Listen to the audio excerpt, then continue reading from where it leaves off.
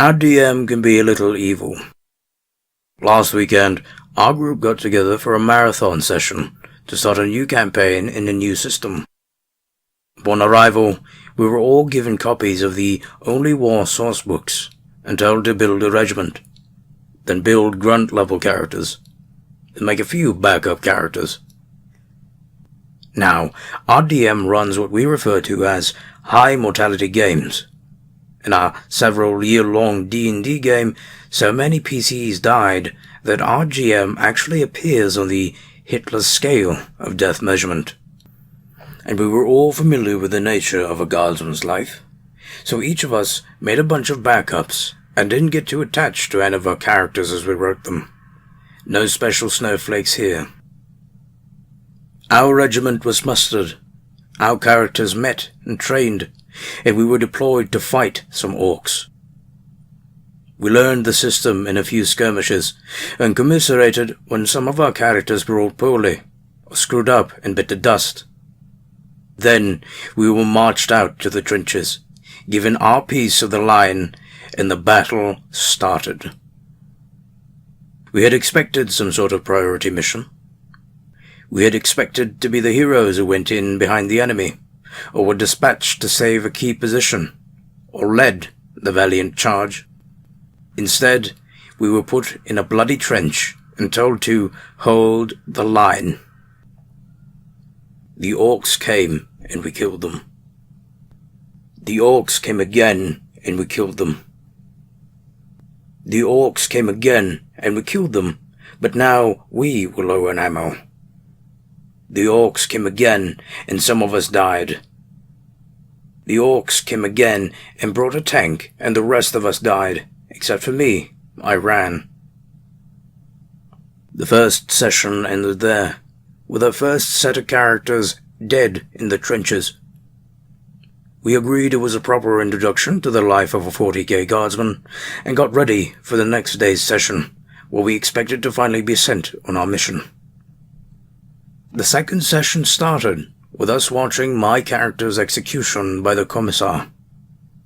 Then we were put back in the same bloody trench and told to hold the line. We did better this time. We actually held out long enough for fresh ammo and reinforcements to come up, but in the end we died. Then we brought up new characters and did it again in another part of the trenches. Then again. We were rolling up new characters between turns now, either to bring in as reinforcements, or for when we had to start up as a new unit. Very rarely we would survive long enough to be rotated to the rear, or take a non-fatal injury and get evac'd. Usually we all died. Finally, after 3 in-game days, and dozens of character deaths, we were told to charge. We bitched hard when we heard this. It was a death sentence. Our characters had done well this time.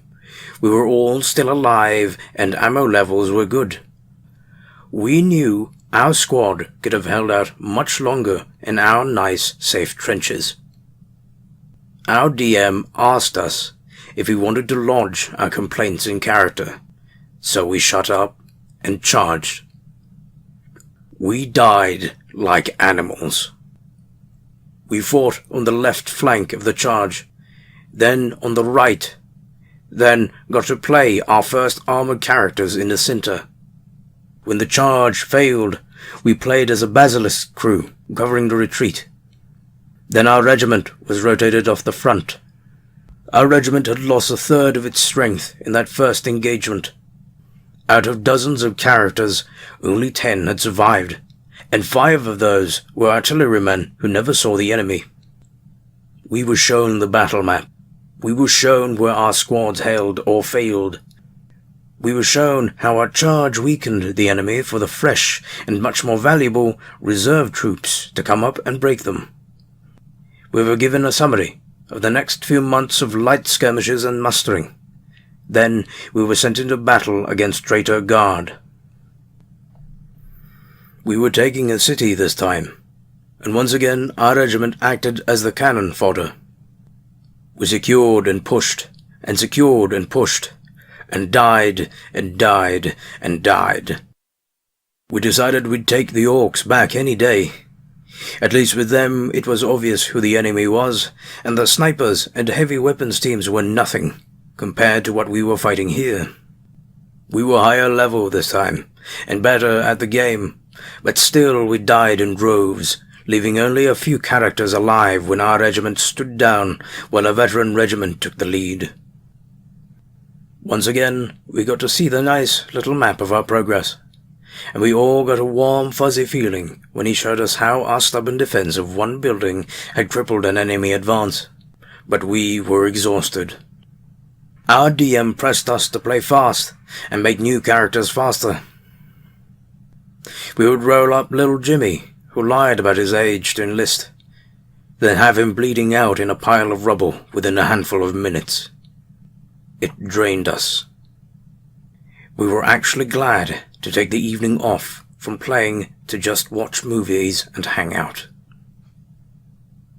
The final day of our marathon started with more orcs, but this time we won. That's not to say we didn't die like frogs in a blender, but we damn well won. We pushed them out of their barricades and hounded them across the plains when they routed. I played a gunner in a salamander doing the chase, and mowed down greenskins like ugly blades of grass. We parted like champs in the tiny redneck town we liberated, then settled in for a few months of boring garrison duty before we got redeployed. Then we fought some Tyranids. It was only a splinter fleet, so we actually had a chance, but it was hell. Our regiment was defending an evac point on some grassy agri-world, and it was trench work again. We burned off the grass to clear lines of fire, dug ourselves into the rich soil, set up heavy weapons, and watched the edge of the burn area like hawks. Trigger-happy hawks, as it turned out. We wound up failing a spot check and killing the first few retreating PDF to come through the grass. When the Tyranids came, it was ridiculous. We mowed down wave after wave of gaunts, but unlike orcs, Tyranids don't lose morale and break. They just keep coming as fast as you can kill them. We stopped using actual dice for a while, just so we could roll combat faster. The bastards in command had decided to do a collapsing defense, which meant we fought until the front trench was collapsing. Then they shelled the bejesus out of us while we retreated. We lost something like 20 PCs to our own Garam shells, but it really did work pretty well, at least until we ran out of ground to give. All the civvies were out. It was just a few regiments of guard crammed into a spaceport completely surrounded by the swarm. We were killing them off as fast as possible and hoping that either reinforcements or evac would come down before ammo ran out. Things started to get bad when the higher forms of Tyranids started appearing. Gaunts and gargoyles are bad enough, but it was when the warriors showed up that we started taking serious casualties. The evac shuttles had started to ferry men up, and we had some actual air support. Unfortunately, our regiment was going to be the rear guard. The end was in sight, and morale was holding up well, right up until we encountered a lictor brood. Then things started to fall apart. I hate lictors. I bloody hate them. We played 3 backline squads in a row, and each one was torn to bloody shreds by those sneaky bastards, all without us landing a kill. We started a rout, but our commissar and his guards went into the breach, killed one of them, and shattered the regiment back into position. Our evac finally came, and what was left of our regiment started the final retreat. There were a few valiant last stands, but most of us managed to get to the shuttles. Our final squad had just boarded, and was taking off when the air interdiction broke down, and Tyranid air units started attacking the shuttles. We were equal parts pissed and terrified as our DM described shuttle after shuttle being destroyed. The regimental commander's bird was nailed early. So were the bigger shuttles with the vehicles. He didn't say who was in the most of the other shuttles, just rolled his dice and removed them from the board as they fell. It was heartbreaking. Finally, there was only one shuttle left. Even though the Tyranid flyers swarmed it, none of their shots seemed to hit, and it started to climb out of the atmosphere. Then it was away. The flyers broke off, and that one shuttle was headed for its fleet transport, free and clear. Inside the shuttle, our last set of characters was trying to figure out what the hell was going on. There were about 50 guardsmen crammed into a 20-man shuttle, and no one was telling us anything. We had all heard the Tyranid flyers attacking, and everyone felt it when we hit space. The guardsmen close to the cockpit relayed what they could overhear from the pilot's radio, so everyone knew that the other shuttles had been attacked, but no one was sure exactly what happened. In any case, we were all happy to be alive, and were looking forward to getting off the crowded shuttle. Then the shuttle stopped. The guardsman near the cockpit told us we were being redirected to a different transport, and the pilots did not look happy. When the shuttle docked, everyone piled out, and we found ourselves in a completely empty loading bay. An order came via the speaker system to form up by rank for inspection. At this point, our GM gave us a list of the guardsmen who were on the shuttle. Every single character who had survived a battle had been on the shuttle, along with a few other grunts. All 37 of our beloved guardsmen had lived, with the exception of the artillery crew we played.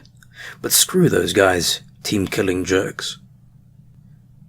We formed up, and after a bit of waiting, the doors opened. Then a few squads of stormtroopers marched in and instructed us to drop our weapons. There was a bit of argument on this point, until the captain of the stormtroopers pulled out an inquisitorial rosette and told us we were currently guests of the Order Xenos.